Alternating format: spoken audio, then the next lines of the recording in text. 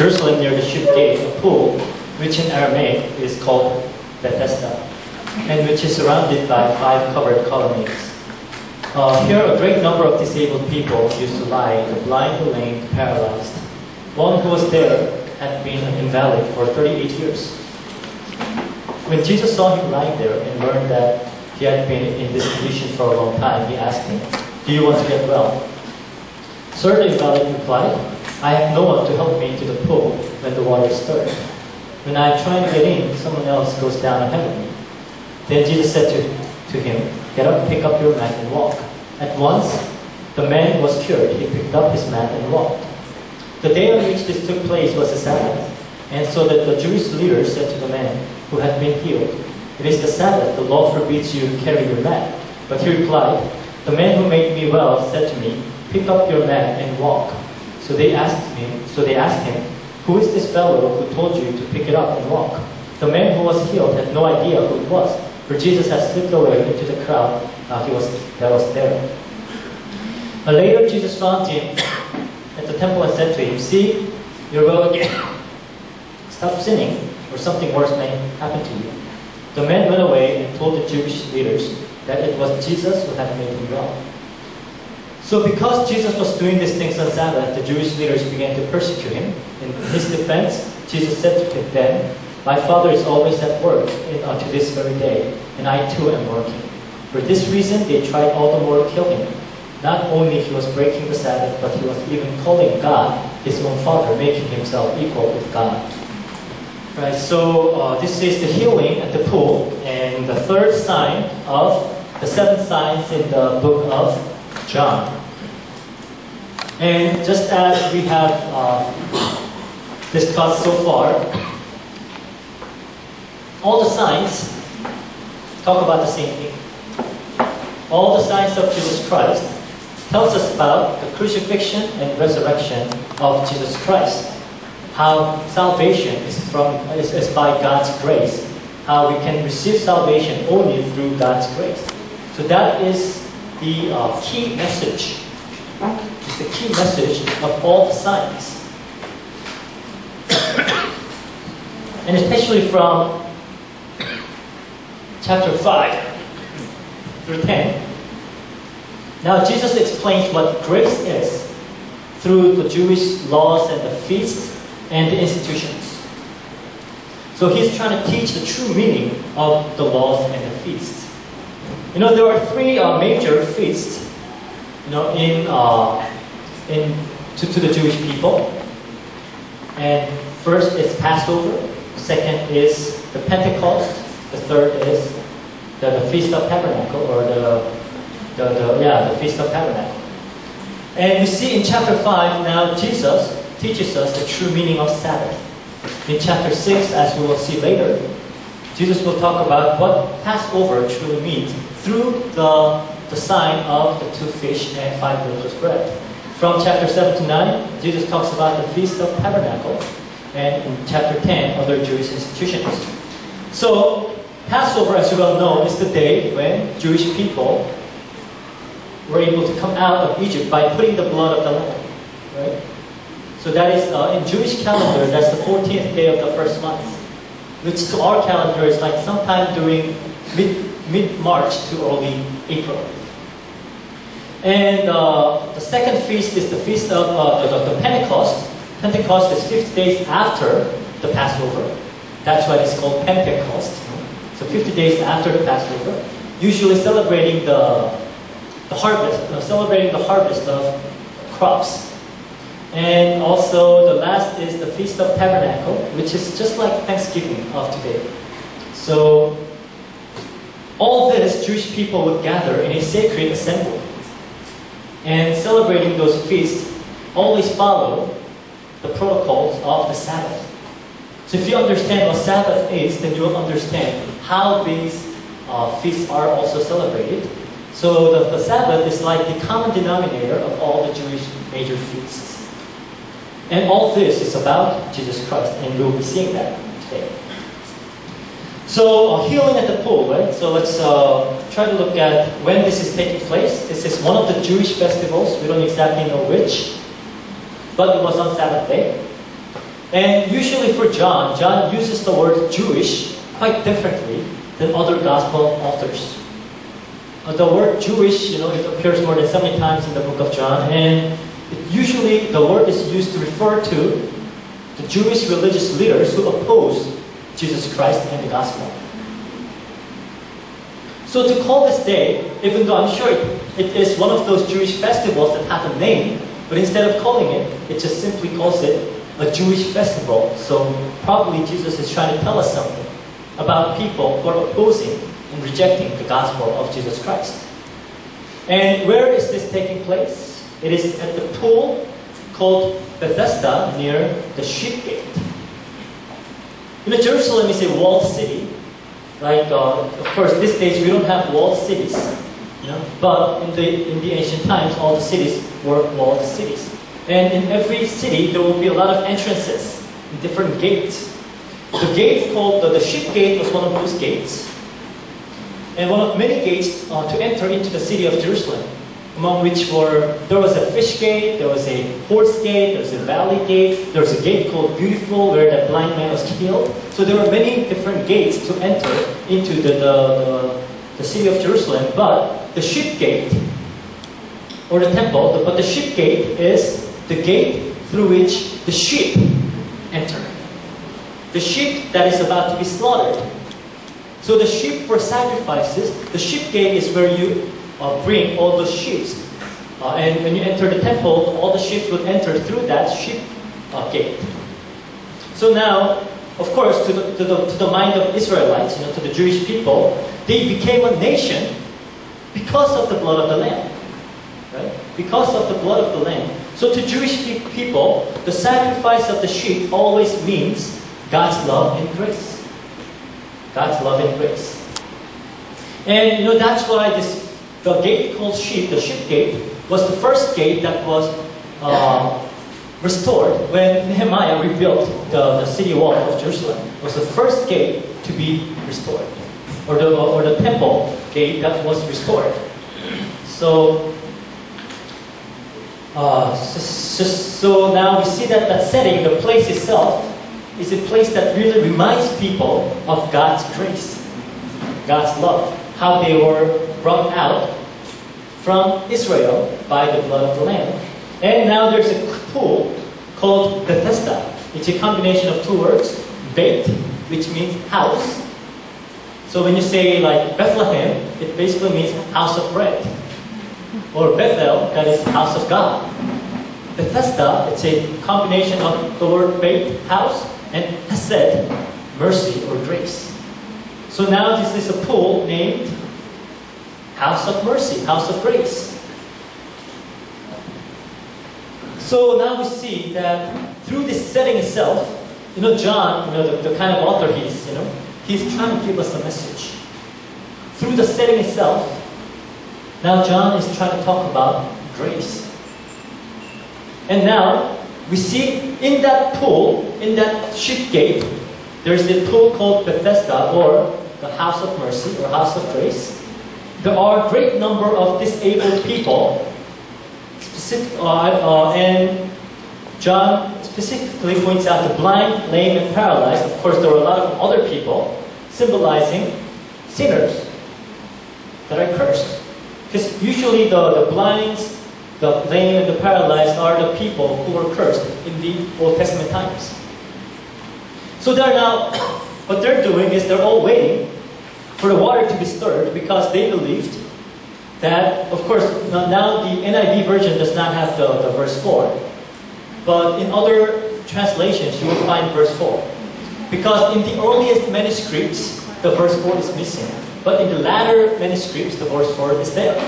So some translations put it there, others don't. But it says there that the people believed that an angel would come down. Sometimes an angel would come down and stir the pool. And anyone who enters into the pool first, when the water is stirred, that person will get well. So this was kind of a myth of Jewish people. And of course, some scholars say that it was like a hot spring. So every time, sometimes the water would kind of spew out from the underground, and it would really stir the water. And since it is a a hot spring, sometimes people get cured of their skin disease or arthritis. So, it kind of made sense for those people. But, what we have to look at here is an irony of people working very hard on their own to get healed, trying to get in first, to the pool at all costs. At the pool that is called the house of grace. So it's a contrast, really, right? There's a great number of people now trying to get into the water first by their own hard work. But that water, that pool, is called house of grace.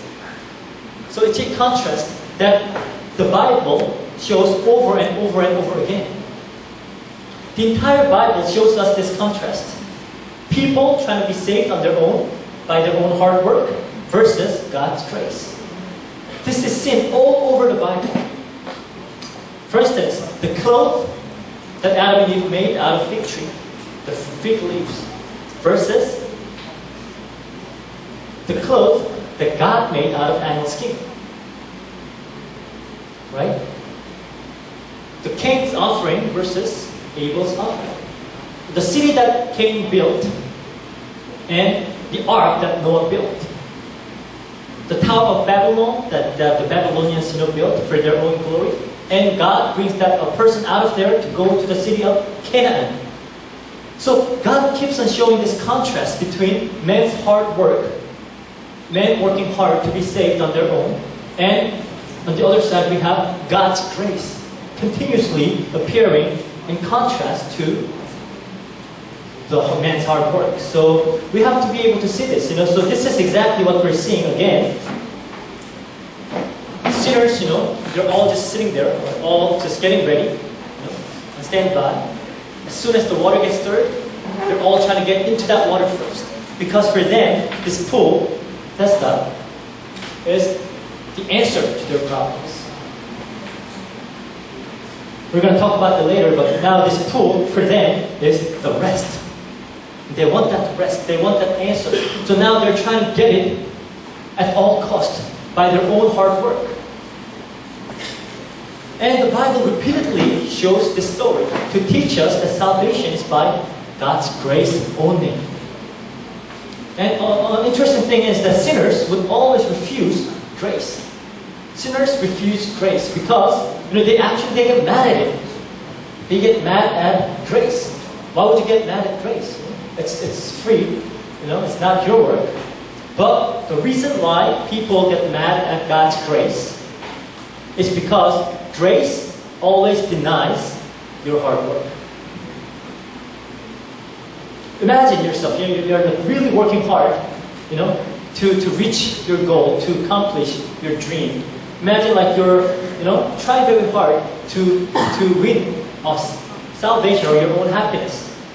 So you're studying hard, working hard, making money, trying to reach to a high position or, trying to have fun in life. You're working very hard. And imagine somebody comes up to you and say, what you're doing is useless. Then you get mad, right? You want to believe that what you're doing counts. You want to believe that what you're doing matters. And then when grace appears, it denies all your hard work. It says, no, none of that works. None of that will help. So people get mad at it. Especially the Jewish people, they're working really, really hard to keep all the laws. They're doing all the sacrifices, all the rituals, keeping all the 613 laws to every letter. And then this grace appears and tells you that whatever you're doing is not going to help. They get mad. So they want to kill grace every time grace appears. So that is also something that repeatedly happens in the Bible. That's why all the prophets of the Old Testament were killed. Because they're talking about God's grace. Basically, grace tells you you're wrong. And people really hate it when they're told that they're wrong. But the Bible continuously shows that contrast. So now we see this disabled people trying to jump into the pool, right? Thinking, I'm going to get there on my own. I'm going to get in there at all costs. That's what they're doing. But Jesus is right there. The grace, the embodiment of grace, the grace itself is there. And now, on that same place where the grace is there, the people are only looking into the pool, trying to, get their chance to get in there and working on their own. So that is the irony that we're witnessing, which also appears all throughout the Bible.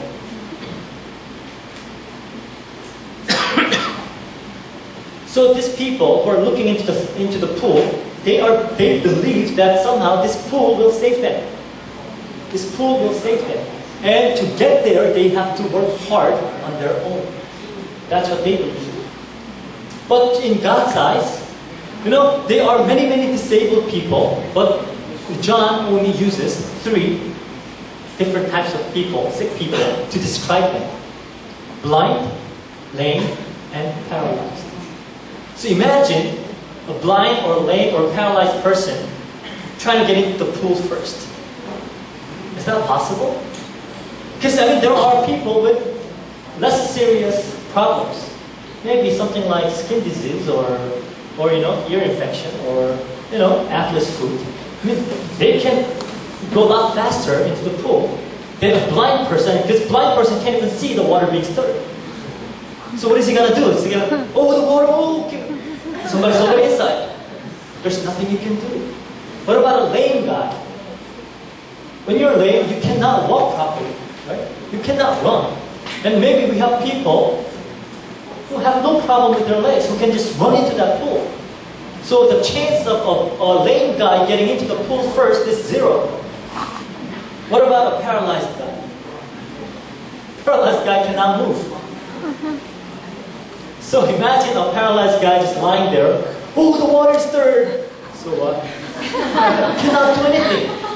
So why use those 3 specific diseases to describe the people?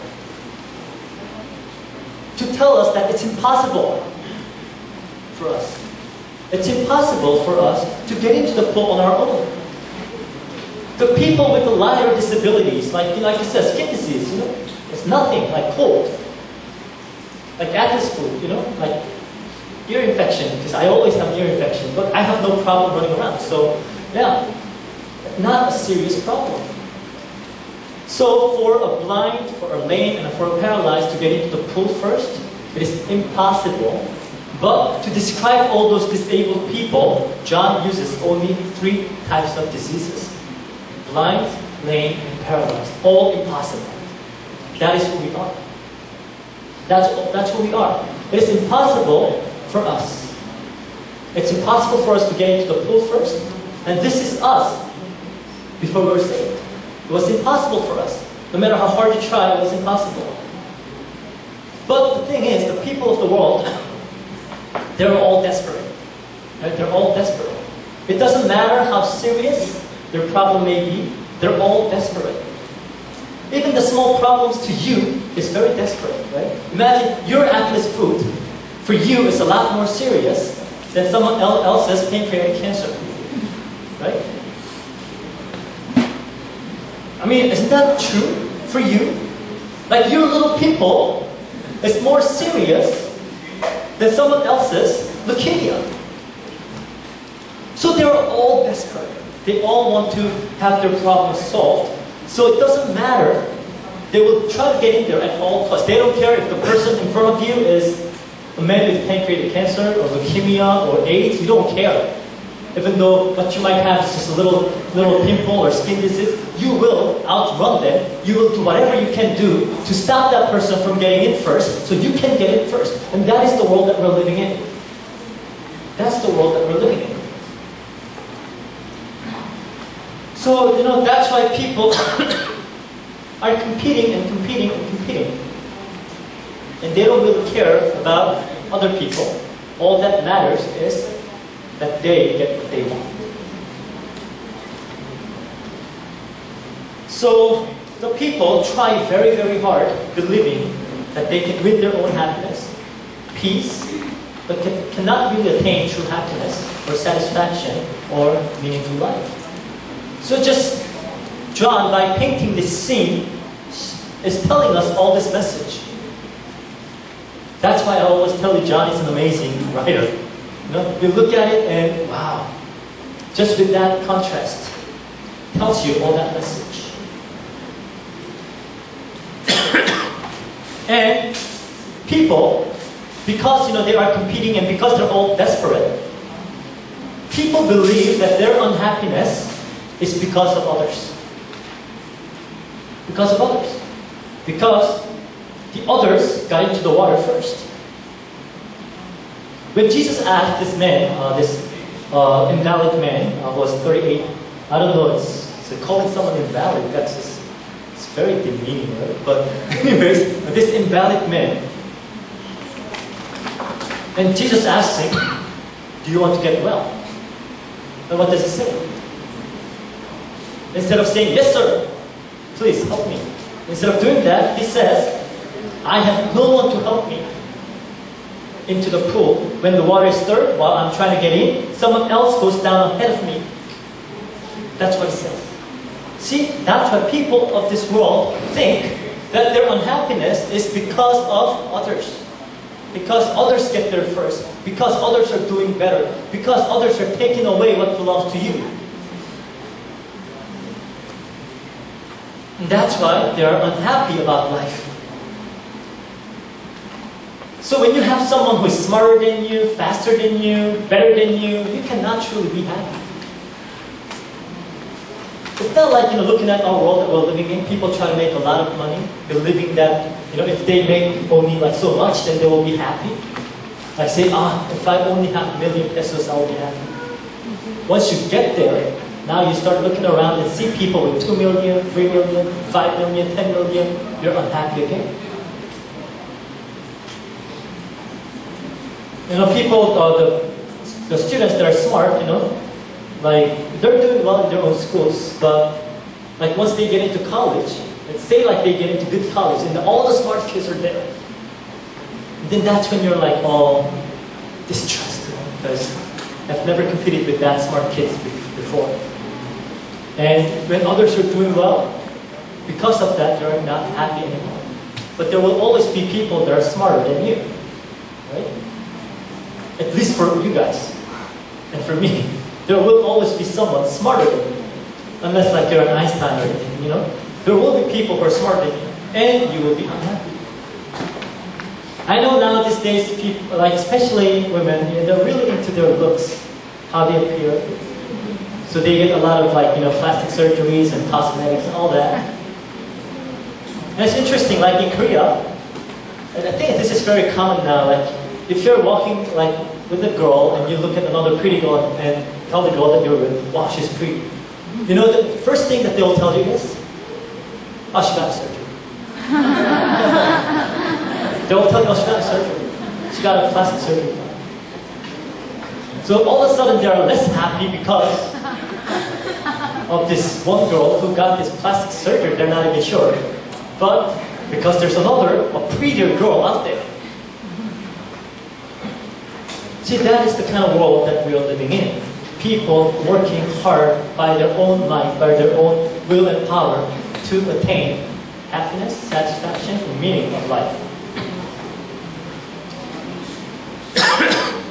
So this, people's attempts at getting into the pool first, this is also men's attempts at making this world paradise. We have tried very long, so hard, for so long, we have tried to make this world a happy place to live.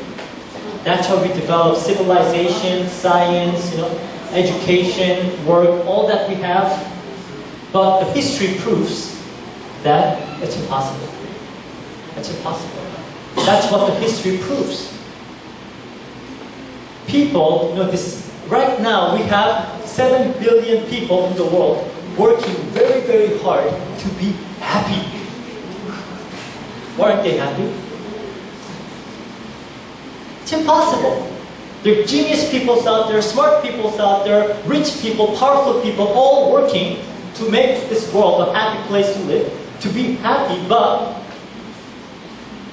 the history proves that it's not going to happen. And that's what God is telling us through this message.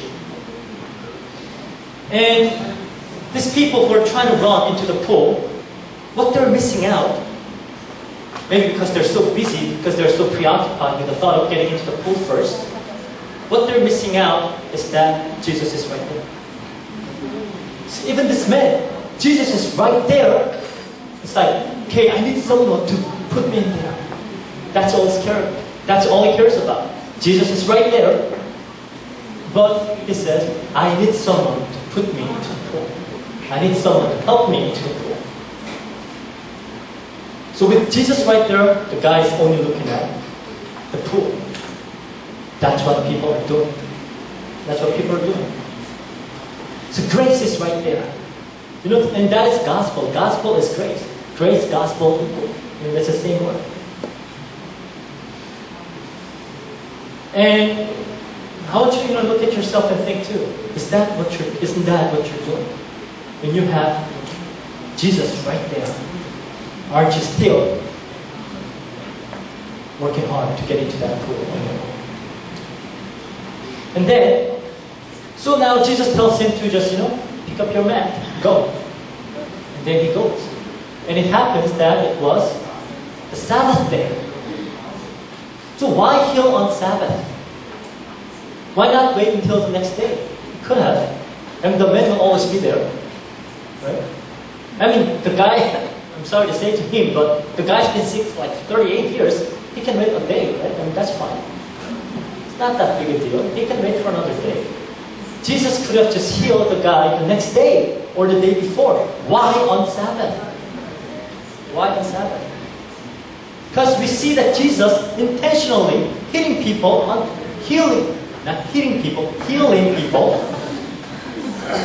Sabbath day. Healing, not hitting, okay? Healing people on Sabbath day intentionally. He knows that if he does that, he will get in trouble.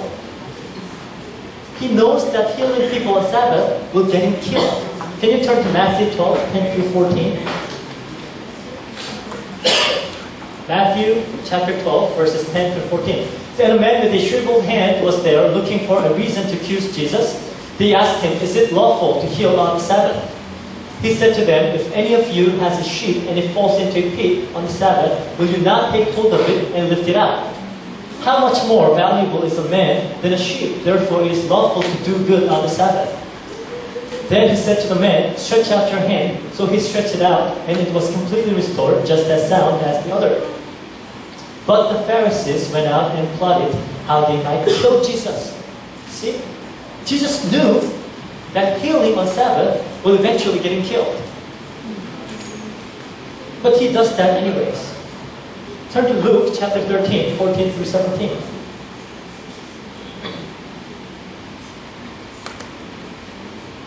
says there, indignant because Jesus had healed on the Sabbath, the synagogue ruler said to the people, there are 6 days for work, so come and be healed on those days, not on the Sabbath. The Lord answered him, you hypocrites, doesn't each of you on the Sabbath untie his ox or donkey from the stall and lead it out to give it water? Then should not this woman, a daughter of Abraham, whom Satan has kept bound for 18 long years, be set free on the Sabbath day from what bound her? When he said this, all his opponents were humiliated, but the people were delighted with all the wonderful things he was doing. So he was humiliating Jewish people. Why? If you have learned one thing as you're growing up, don't mess with the bigger guys. Right? Don't mess with guys that are bigger than you. Because that will get you beaten up. Right? Boom. And apparently Jesus is just a carpenter. Why does he do things that will aggravate and that will get his Jewish leaders angry at him? But he keeps on doing it. He heals intentionally on Sabbath. And because of that, eventually he died.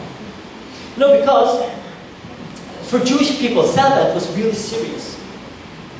Out of the 613 laws, or what they call Mishnah, 39 of them are about Sabbath. 39 of them are about Sabbath. And the Jewish people, even though you have a patient who's really about to die, on Sabbath day, they would only do an emergency treatment, but they would not do the whole treatment. They would wait until the next day. That's how strictly they kept Sabbath. You know, if they have a war on Sabbath day, you know, they can only take 1,000 steps and they cannot run on Sabbath. So they have their enemies, you know, coming after them, and they can't run, so they're just walking really fast, you know, 1,000 steps, and they stop. They get killed. But they will still keep the Sabbath. That's how strictly they kept the Sabbath day. It's a big deal to them. Like vinegar for the Jewish people was also food, but it also was a medicine that you would use for like alleviating pain. On Sabbath day, it's okay to eat vinegar, but you're not supposed to put vinegar on your sick parts. So if they have like a problem within their mouth, they'll just eat it and pretend like they eat it. You know, like, and they say like, you know, carrying a cloth or like in a handkerchief, if you hand carry it, that is considered work. So what they would do is they would sew it on their clothes, and since it's not attached to your clothes, it's not considered work anymore. But that's how strictly they kept all these laws. You know, and you know, according to the Jewish law, like if you spit on the ground and it kind of digs a little hole, then that's considered toiling the ground. So if they have to spit on the Sabbath day, they would always spit on a hard rock. So this is how crazily, you know, they kept the Sabbath day. They're trying so hard on their own to receive this salvation, to win this salvation, to build their own righteousness. And they will not accept God's grace because they are working so hard on it. And once the grace appears, they kill it because they cannot accept that. So now the question is then, knowing that Jewish people are so crazy about keeping the Sabbath, why does Jesus do this? So what is Sabbath really? Of course, can you turn to Exodus 20, 8 through 11?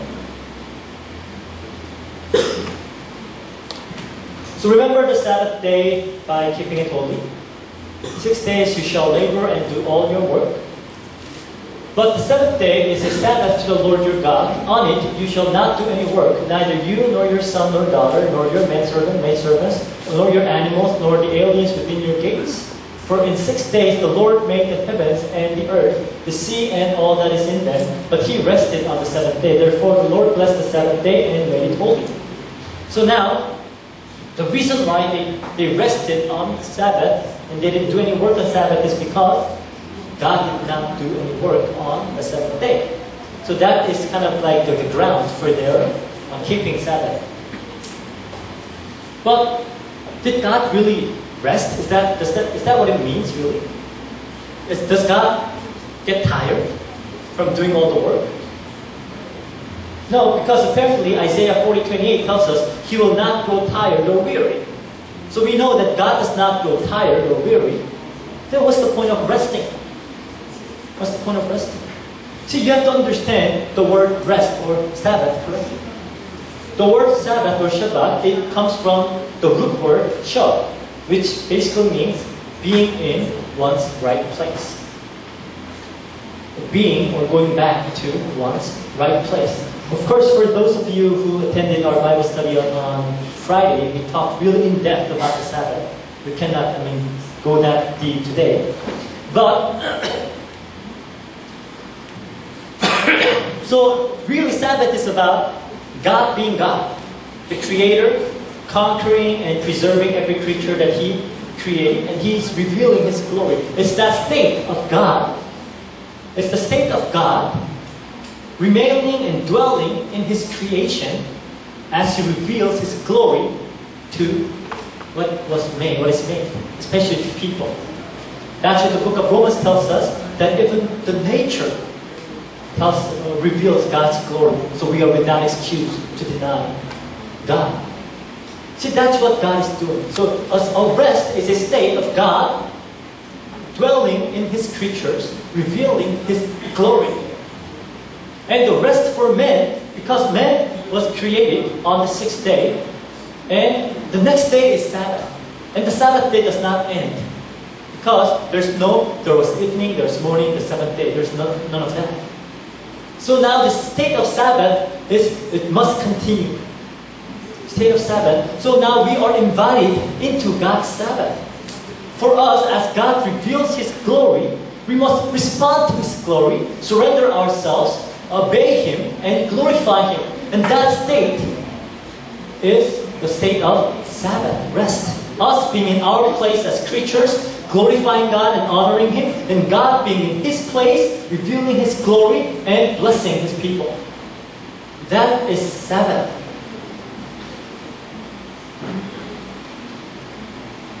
And that's why, and because it is that state that is what blessing is. Blessing is about being there. That's why that day, that Sabbath day, it says in Genesis 2:3, the seventh day God blessed it. God blessed it and made it holy. So it's not only people that God blesses. Of course, we know that the sea creatures and birds were blessed.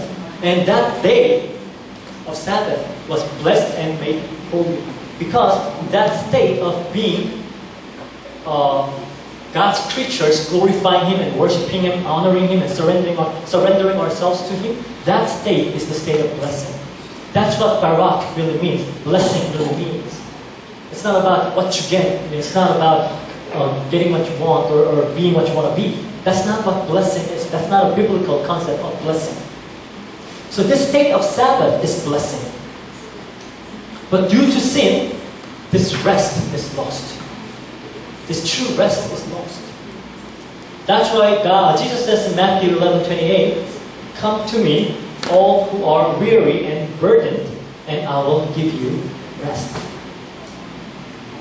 Imagine how how Matthew phrased this sentence. "Come to me, all you who are weary and burdened." It's not simply all who are weary and burdened, all you. So it's talking about all people. It's not only talking about a group of people who are burdened and weary, but intentionally using this phrase, Matthew is saying that all men are weary and burdened. And says, "Come to me and I will give you rest." So now people are without rest. They are burdened and they're weary, trying hard to get their own salvation, trying hard to win their own happiness, trying hard to satisfy themselves and find meanings of their lives. People are tired and weary. And they have lost all their blessings. They have lost their blessings. Because really the idea of blessings is us. It's really life. The life that God gives. What makes us living, that is blessing. And now we have lost that life, the spiritual life. The life energy that comes from God is now missing. So now with the life energy from God missing, man has to now produce something from within. Right? Because the blessing from God is missing. They don't have that blessing from God because they have sinned. They have been separated from God. So now, to get what they want, so the power must come from within. So it's like a self-produced power that people use to make their lives happy. But now the problem is, what man produces, the power that men produce, the power that comes from within us, is always subject to limitation. Limitation. That's why you cannot do whatever you want. Your own abilities, your own power, your own knowledge, they are subject to limitation. Now men are left without God, so they have to find a way to be happy on their own. But what they can produce is always subject to limitations. And because of this limitation always leads them to deficiency. They cannot get enough. Because they are limited, they're deficient. They don't have enough. That's why you never have enough. Never have enough. You can never have enough. Good looks, you can never have it enough. Right? Money, you can never have it enough.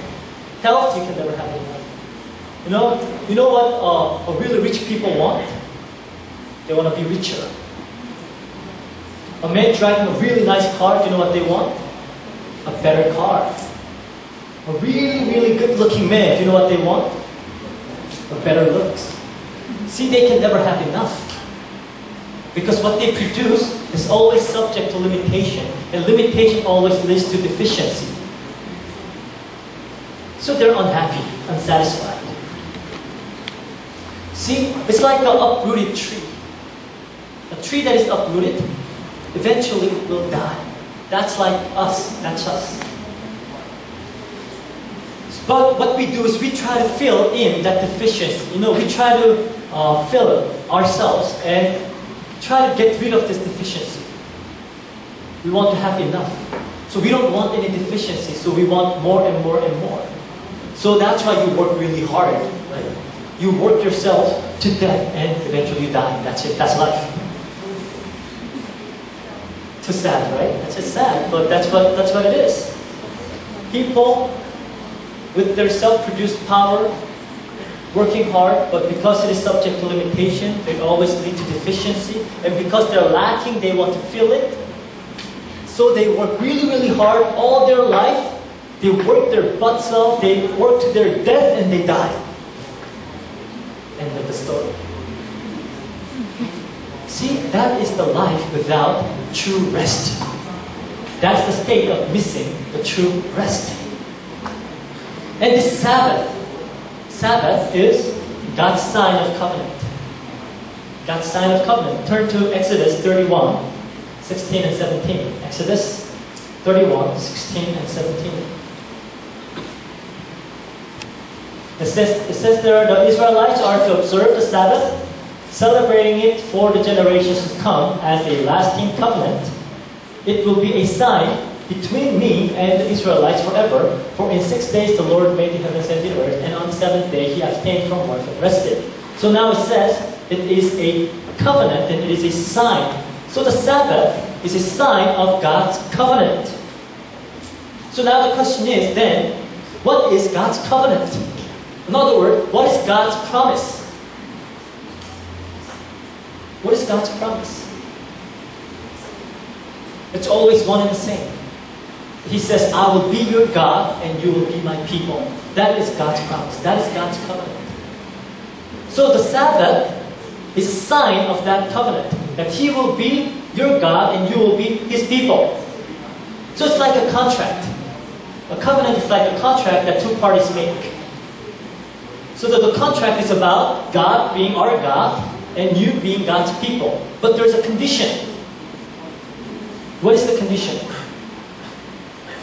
The condition is that God says, I will do it.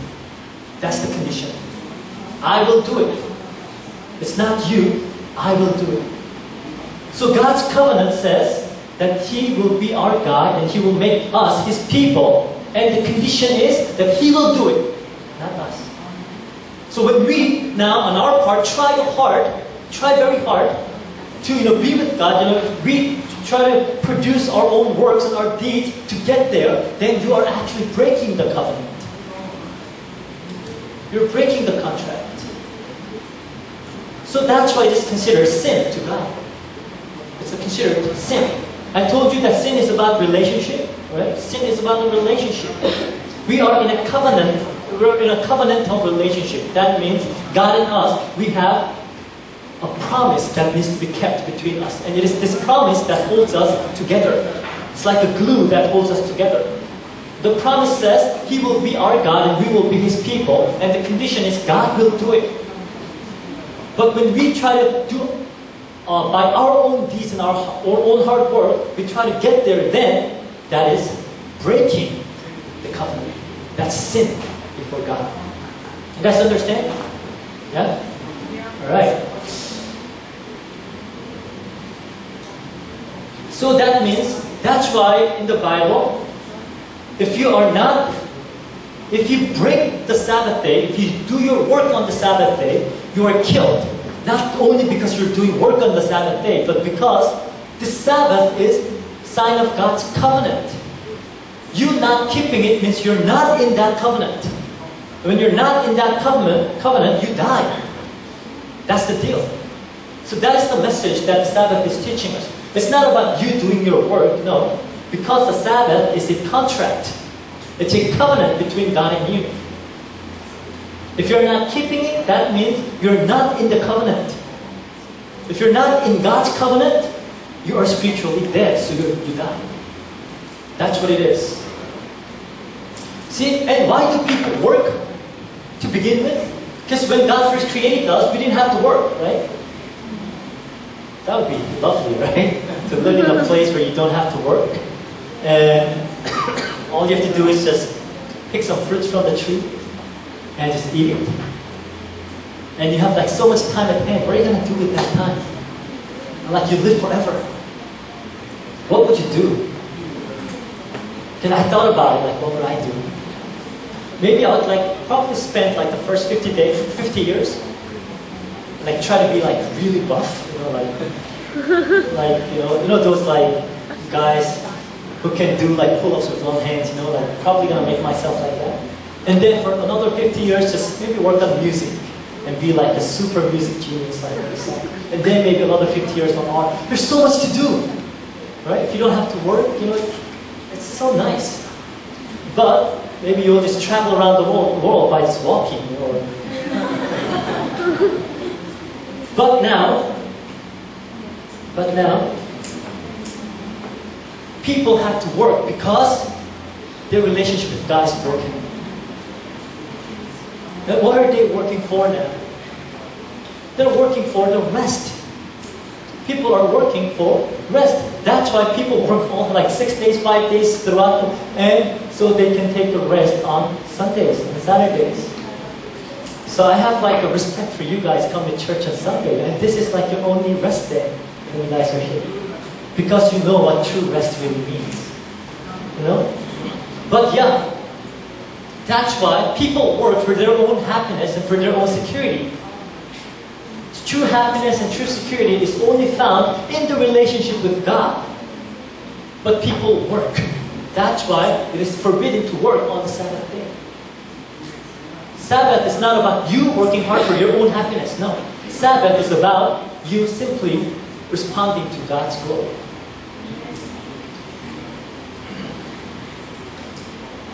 That's why Jesus comes on the Sabbath day to heal the people, to teach us the true meaning of Sabbath. See, because when the true rest of God comes, there cannot be sick people. Right? So that's why on the Sabbath day, Jesus is bringing people into that covenantal relationship and healing those people, teaching them what this really means. It's about life. It's about life. And giving them true rest. True rest. Like what Jesus said, I will give you rest. And look at Colossians 2, 16 and 17. Colossians, the book of Colossians, chapter 2, verses 16 and 17. Therefore, do not let anyone judge you by what you eat or drink, or with regard to the religious festivals, a new moon celebration, or Sabbath day. These are a shadow of the things that were to come. The reality, however, is found in Christ. See, Jesus Christ is the reality of the Sabbath. Now that the reality has come, there's no need for Sabbath anymore. Just like we talked about the temple worship, right? The reality, Jesus Christ came, so now there's no need for that temple anymore. Temple is only a sign of Jesus Christ. So once Jesus Christ came, now Sabbath is removed. That's why when the Seventh-day Adventists come to you and criticize you because you're not keeping Sabbath, tell them why you don't keep Sabbath. Because we have the reality of Jesus Christ. But like don't get into a fight with them, okay? Alright. So by healing on Sabbath, Jesus shows what true rest is. True rest is. And because now finally Jesus Christ has come and restored the true rest, and when Jesus Christ comes back for His people, the true rest will be completed. And you will see the picture of that in the book of Isaiah, chapter 35, 5 and 6. I mean, it's a long passage, but we're just going to look at that because it's directly related to our passage today. Isaiah 35, verses 5 and 6. It says, then will the eyes of the blind be opened, and the ears of the deaf unstopped. Next. The lame leap like a deer, and the mute tongue shout for joy. Water will gush forth in the wilderness and streams in the desert. Now the whole Isaiah 35 is actually God giving a prophecy to Isaiah about the restored kingdom of God, which is to come when Jesus Christ comes back. The new heaven and earth, the new Jerusalem. And through Jesus Christ, now we are headed there. And for those of you who understand the principle of already but not yet, we're already enjoying it even though it's not here yet. The true rest, we're already enjoying it. That's why our rest does not come from making a lot of money. Our rest does not come from becoming the kind of person you want to be or studying really hard and getting good grades. No, our rest comes through Jesus Christ. And that is why Jesus heals on the Sabbath day, to teach us about what Sabbath is all about. So as a conclusion, do not be a foolish Christian like the invalid man. You know? When Jesus asks, do you want to get well? All you have to simply say is, yes sir, yes Lord, heal me. That's what you have to do. But instead, he says, he turns his eyes towards the pool and says, okay, if you can, then please help me get there.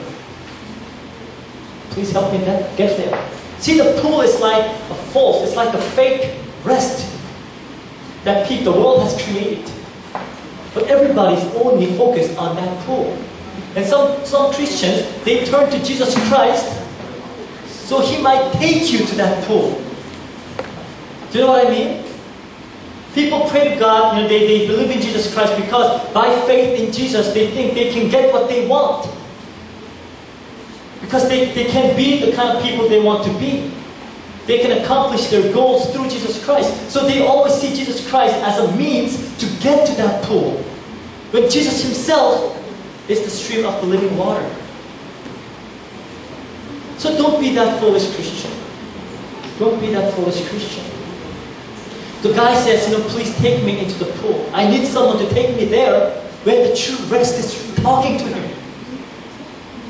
When that true rest is talking to him, he's telling him, okay, please take me there. I want you to see, to yourself, isn't that what you're doing though, sometimes? You look at Jesus Christ and you say, Lord, please take me there. Lord, I want to go there. I want to get in there. Please take me there. Please help me in there. No, He's the rest. Jesus is not a means to a goal. He's not a means to an end. Jesus is the end. And that's how you must believe in Him. So you have the true rest in front of you. Jesus Christ, always with you. But Bethesda, it's a fake rest that the world has made, the world has created. Don't only focus on that Bethesda, the pool, the fake pool. Focus on Jesus Christ, who is the stream of the living water. And again, but this man was cured because at first he didn't know, but he simply obeyed Jesus' word, like we talked about last week, right? Simply believed in the word of God. Jesus said, get up, pick up your mat and walk. What would you do? Right? What are you talking about? No, he believed. He got up, he picked up his mat. He walked. And he enjoyed the blessings of true Sabbath. So always respond to God's grace through faith. And how does God pour His grace upon us? I always tell you the means of God's grace is the Word of God. Pay attention to the Word of God and believe. That is the way for you to receive and enjoy the true rest. True rest. So shall we close in prayer? Let's pray. Dear Father, we thank you for enlightening us once again and helping us to see that sometimes we are like this invalid man at the pool. You are always there. The true grace is always there. But we turn our eyes to the pool and seek these false promises that the world has created. Lord, we ask now that you give us your faith, and enlighten us and open up our ears to hear your word, that we would have put our faith in your words, Lord, and understand and know that you are the true rest. You are the true Sabbath. And we ask that you would always be with us and help us to enjoy this true Sabbath every day of our lives, that we will be holy people of God and your witnesses to teach and to preach and share about the true rest that is found in Jesus Christ alone. Lord, we thank you and pray in Jesus Christ's name. Amen.